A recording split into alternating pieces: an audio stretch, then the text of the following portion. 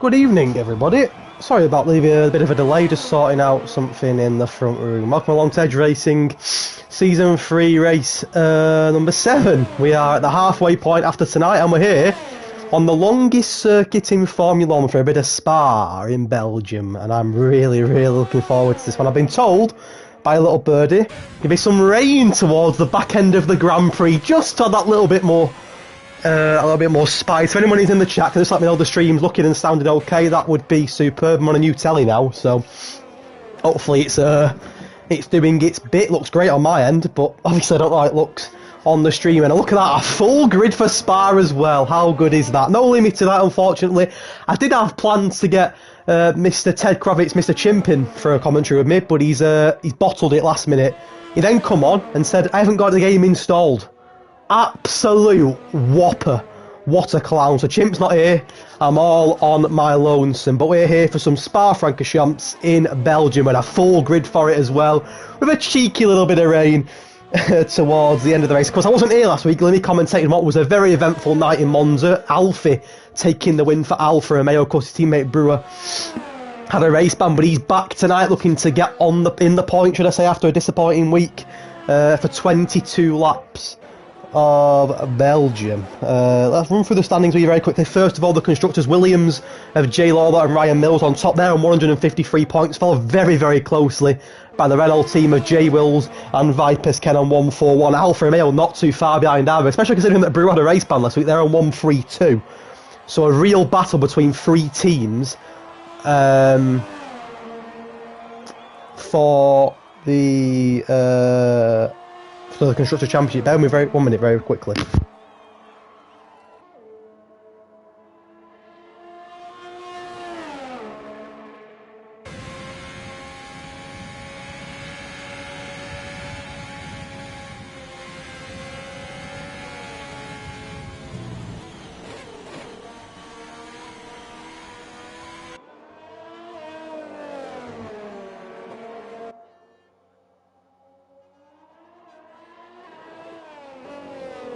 Sorry about that, just had to send a message. Racing Point of 4th in the Constructor Championship, 61 points for them. Haas 5th on 37. Fabi not here tonight. It is Whitey and the reserve of... Sorry, Whitey and... Is he reserve? Yeah, the reserve of Jacko tonight.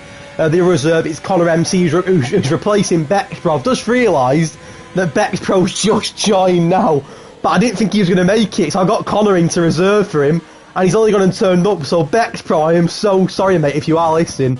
You've literally missed out, because I didn't think you were going to turn up. So Connor and Jacko, the reserves to that. The other 18 drivers are full-time drivers.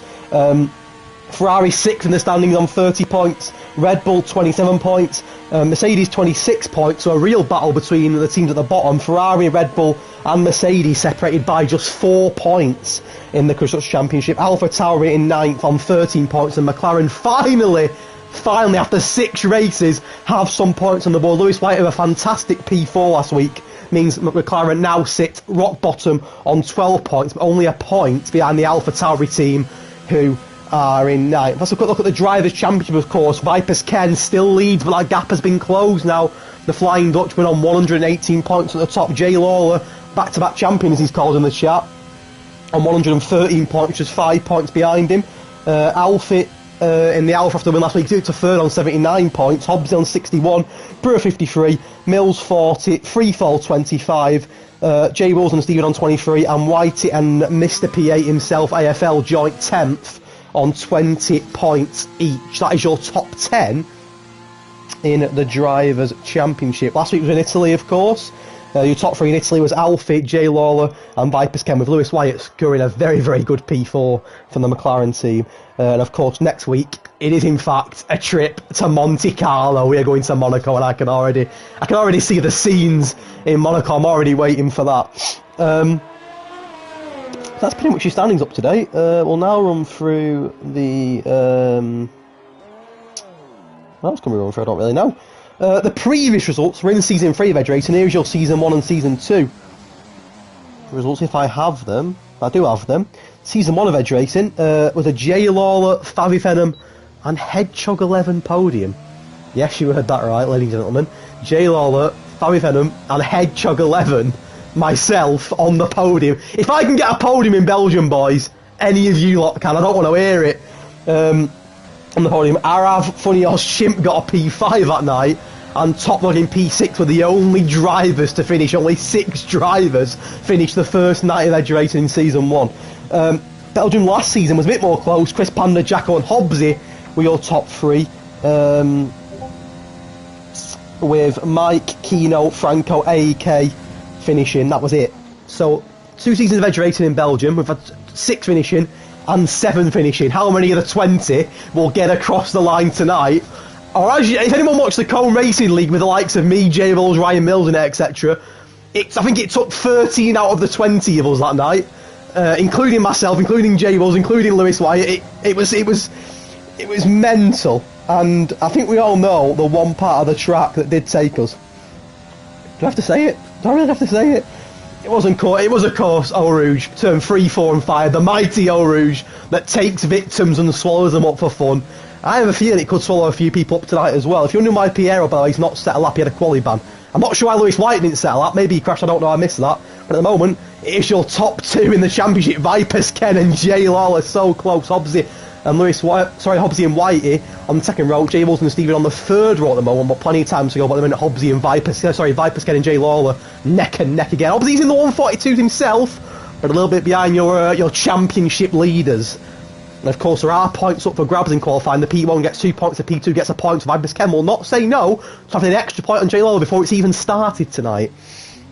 And will Eau Rouge take Vipers or Jay? Will it take them both, maybe? Could there be a twist? Could tonight be a big night for them two? If one of them goes out and one of them wins, that could be big, with only 6 races to go after tonight. Monaco next week as well. We've got to go to Silverstone, go to Abu Dhabi.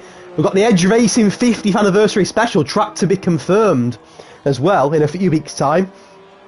It's big nights to come, but I think this could be a big one in Belgium. I think it could shape up a lot. I think it could shape up the championship, but not just the drivers. I think it could be big in the constructors as well. 6 minutes qualifying to go, and to be fair, Renault in the constructors championship, both in the top 5. J Bulls a very respectable P5 on. Ryan Mills down in 8th. Where Brewer's not set a lap yet. Let's get on board Brewer. Now is he on a lap now? He is. See where he can put himself. It's Alfie. Is Alfie set a lap? He's in 7th. Franco puts hopes if his pit crew go home. Franco Pompey is not a fan of Jay Smithy, is he? No, not in the slightest.